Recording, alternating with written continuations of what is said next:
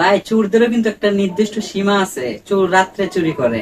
আর এটা কেমন ধরনের চুরি, একদম দিনে দুপুরে প্রকাশ্যে আমার সাথে চুরি করছে সিম কোম্পানি।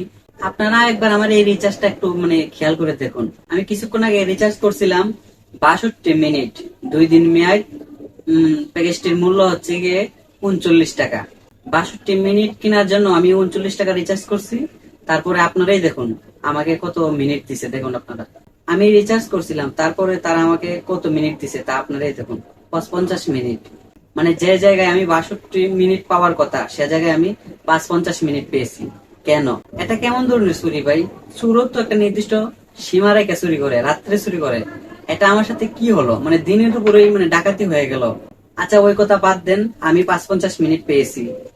যে জায়গায় আমি পাবো 62 মিনিট, সে জায়গায় আমি 50 মিনিট পেয়েছি। যাক, আমি ঘাবড়াইতেছি না।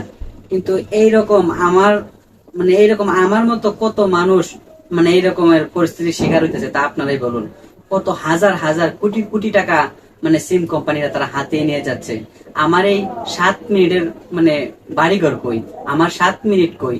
যে জায়গায় আমি 62 মিনিট পাওয়ার কথা, সে জায়গায় আমি 50 মিনিট পেয়েছি। 62 থেকে মাইনাস 55 করলে 7 মিনিট থাকে। এই 7 মিনিটের বাড়িঘর কই? আমার এই 7 মিনিট কি উধাও হয়ে গেল? তারপর আমি রবি অফিসে ফোন দিছিলাম, আপনারাই শুনুন তারা কি বলে। আপনার কলটি কাস্টমার সার্ভিস এজেন্টের কাছে ট্রান্সফার করা হচ্ছে। প্রশিক্ষণের জন্য আপনার কলটি রেকর্ড করা হবে। কলটি কন্টিনিউ করলে রেকর্ডিং এ আপনার সম্মতি আছে বলে গণ্য করা হবে। আপনার কলটি আমাদের কাছে খুবই গুরুত্বপূর্ণ। আমাদের সকল কল সেন্টার এজেন্ট এই মুহূর্তে ব্যস্ত আছেন। আমি অনেক সময় ঘাটাঘাটি করছি, কিন্তু কোনো পর্যায়ে তারা আমার কলটা ধরতেছে না। সময় বলতেছে এখন সেবাটা ব্যস্ত আছে, তারা এখন কল ধরতে পারতেছে না। এখনো তো সময় আছে, আপনারা চুপ থাকবেন না, এখনো সময় আছে, হুঁশিয়ার হন। আমার সাথে যে ঘটনা ঘটেছে, এরকম ঘটনা প্রায় হাজার হাজার মানুষের সাথে ঘটেছে, কোটি কোটি মানুষের সাথে ঘটেছে। সবাই তো কম বেশি রিচার্জ করে, এমবি কিনে, ইন্টারনেট প্যাকেজ কিনে। সবাই তো অনলাইন জগতে আছে, সবাই কিছু না কিছু করে, সবাই রিচার্জ করে। আমার মতো তো এরকমের শিকার প্রায় মানুষই হচ্ছে।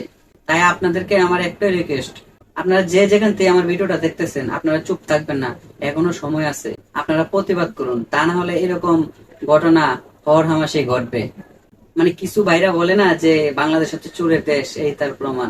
তাই আপনারা রিচার্জ করলে সঠিকভাবে জেনে শুনে বুঝে করবেন। সব বন্ধুরা, ভিডিওটা ভালো লাগলে অবশ্যই লাইক কমেন্ট শেয়ার করে আমার চ্যানেলটা অবশ্যই সাবস্ক্রাইব করে রাখুন।